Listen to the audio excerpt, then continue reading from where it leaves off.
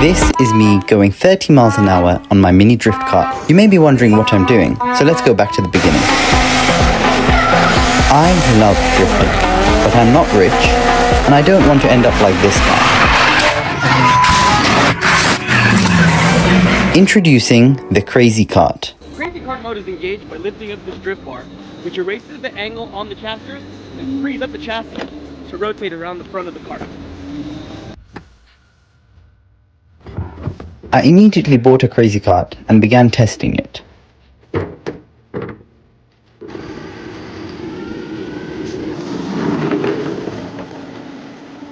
It was fun, but there were a couple issues. The steering was extremely wobbly, the caster bearings were loose, and the motor was painfully slow. At only 12 miles an hour, I wished the cart could go faster. And then it broke.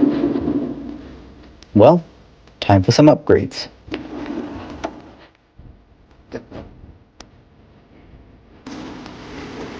These casters are really bad. I began by searching online on Taxi Garage, which sell kits for the Crazy Cart, but they came in at crazy prices. So I'm going to upgrade my Crazy Cart for less than the price of a Crazy Cart.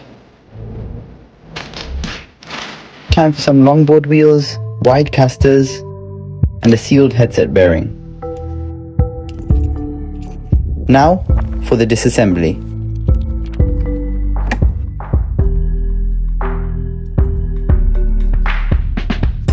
The steering wheel was extremely difficult to remove, and I realized after you can hammer the bolt in to loosen it.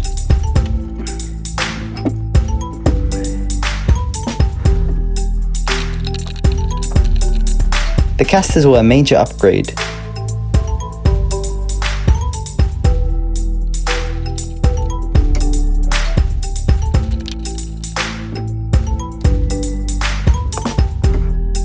These casters will help this cart be more stable at higher speeds.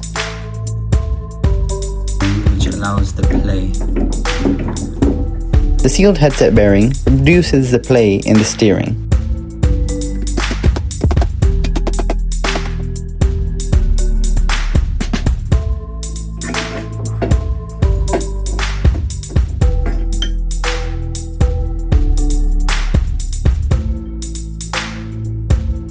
Now for some electronics. For the electronics, I used the motor from my e-bike project, which is a 7070 110 kV 4000 watt motor.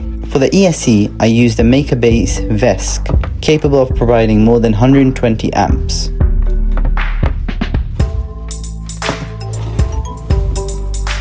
The battery is a massive 10,000 milliamp hour powerhouse.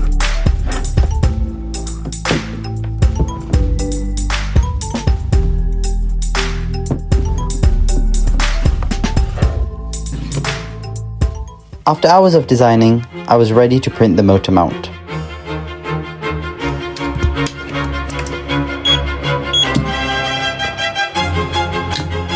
And it broke, so I designed another one. Okay, so we're going to be wiring this as the throttle and this as the e-brake. Both these wires have to solder onto this VESC, so I'm going to go solder that now.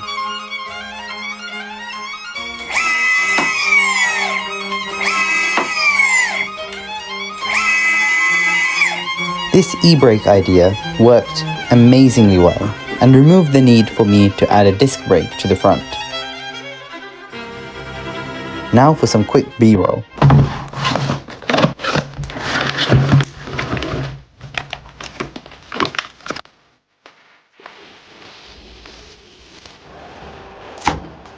After my fifth motor mount, I was ready to print my first battery box.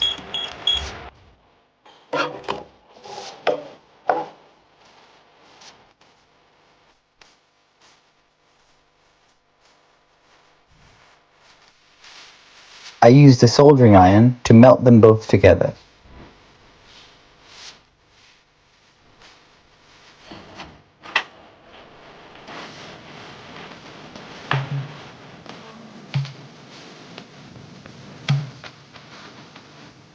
Now for the moment you've all been waiting for.